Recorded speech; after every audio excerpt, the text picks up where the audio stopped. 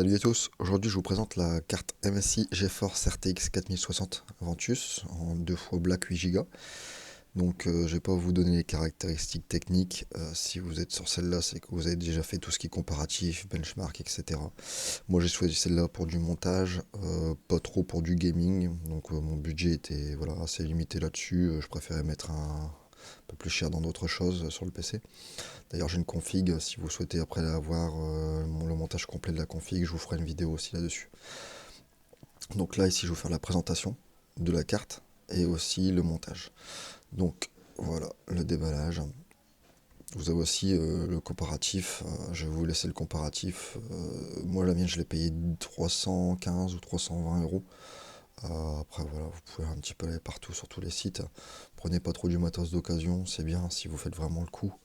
Mais vaut mieux privilégier quand même du neuf là-dessus. Alors, là ici, il y a tout ce qui est protection, etc. à enlever. Je vais vous accélérer un petit peu plus ça. Donc voilà, donc très belle carte.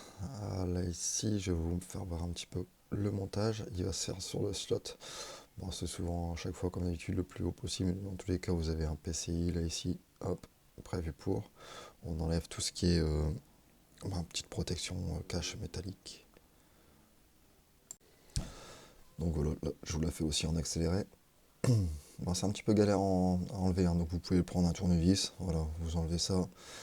C'est rien que pour faire passer tout ce qui est HDMI, etc. derrière.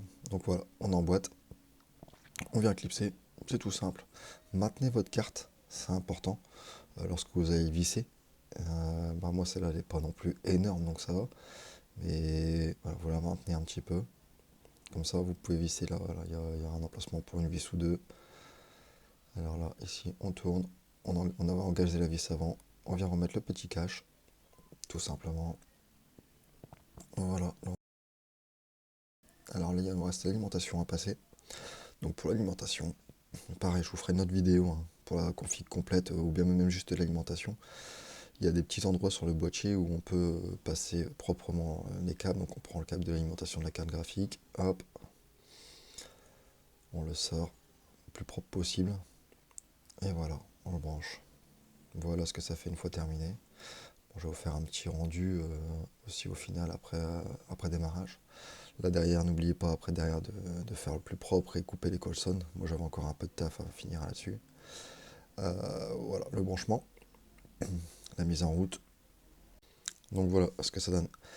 Alors si vous voulez d'autres infos sur cette config, à savoir c'est une config à 1500 euros, spécialement prévue plutôt pour du montage et non du gaming. Donc je vais continuer à vous partager d'autres vidéos sur chaque élément monté et après ensuite sur la config complète. Voilà, allez salut, bonne journée.